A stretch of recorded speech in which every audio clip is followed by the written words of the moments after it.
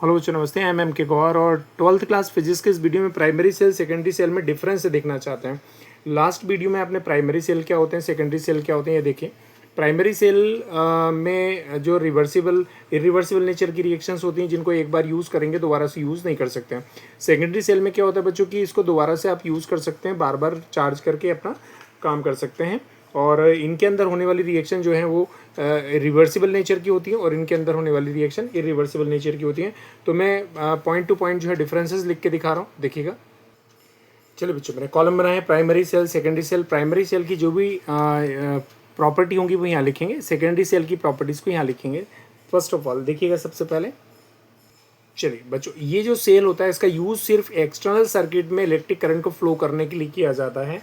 तो ऐसा लिख सकते हैं, it can used only draw two the electric current into the external electric circuit. बाहरी सर्किट के अंदर करंट फ्लो करने के लिए इसका यूज़ कर सकते हैं।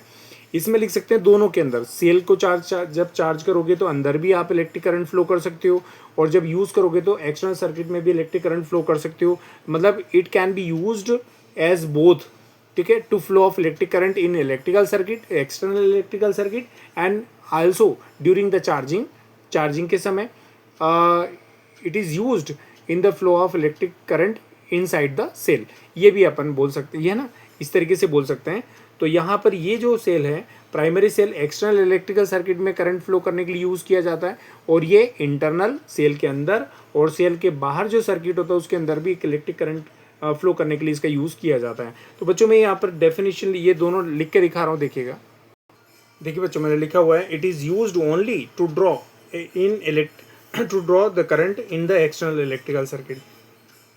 It is used to draw current in the external electrical circuit as well as in the cell के अंदर भी करंट फ्लो करने के लिए करते हैं इसका यूज़ चार्जिंग के दौरान। यहाँ पर दूसरा पॉइंट अपन लिख सकते हैं, देखिएगा ध्यान से। सेकेंड पॉइंट में यहाँ लिख सकते हैं कि केमिकल रिएक्शन इरिवर्सिबल नेचर की होती है और इनके अंदर केमिकल रिएक्शन रिवर्सिबल नेचर की होती हैं। तो मैं लिख के दिखा रहा हूँ, the chemical reaction inside the cell are irreversible और chemical reaction inside the cell are reversible. बच्चों यहाँ लिखा है, chemical reactions inside the cell are irreversible और यहाँ पर सेकेंड पॉइंट लिखेंगे इरिवर्सिबल। सेम पॉइंट आ जाएगा, यहाँ पर रिवर्सिबल आ जाएगा, ये इर हट जाएगा, रिवर्सिबल आ जाएगा, क्योंकि दोनों साइड रिएक्शंस हो सकती हैं। बच्चों देखिए, मैंने लिखा chemical reactions inside the cell are reversible in nature.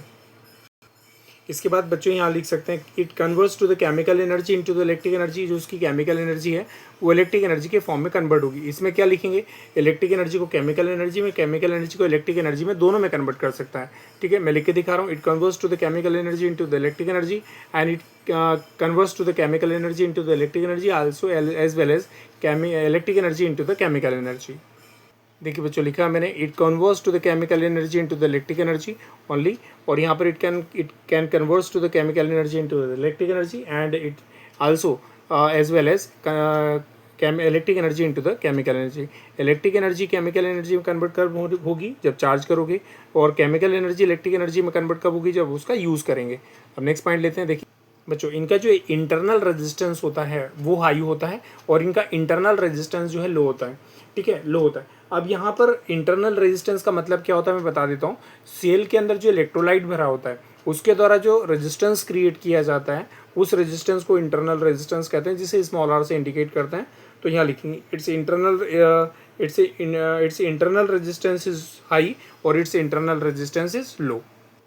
बच्चों लिखा मैंने, its internal resistance is high और its internal resistance is low. बच्चों नेक्स्ट पॉइंट में देखने वाले हैं, इनकी हेल्प से हाई मतलब वैल्यू का करंट आप नहीं ले सकते हो और यहाँ पर हाई वैल्यू का जो है करंट आप ले सकते हो। ठीक समझ में आ रहा है। It can not be used to flow strong current. Strong current को फ्लो करने के लिए इनका यूज़ नहीं किया जाता और इनका यूज़ किया जा सकता है।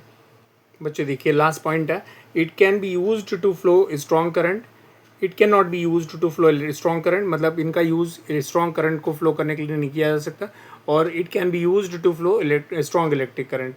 इनकी सहायता से स्ट्रॉन्ग करंट ले सकते हो, इनकी सहायता से स्ट्रॉन्ग करंट नहीं ले सकते हो।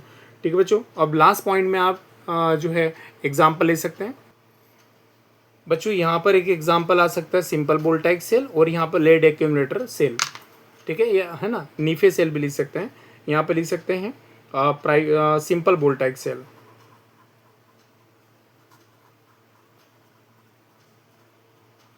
और यहाँ आप लिख सकते हैं नीफे सेल। ठीक है बच्चों, तो आज के इस वीडियो में इतना ही काफ़ी है। ये देखिएगा मैं स्क्रॉल कर रहा हूँ आपके लिए नोट्स, और ये प्राइमरी सेल और सेकेंडरी सेल में डिफरेंस स्क्रॉल कर रहा हूँ बच्चों, अपने नोट्स बना लीजिएगा और याद कर लीजिएगा। चलिए, थैंक यू सो मच।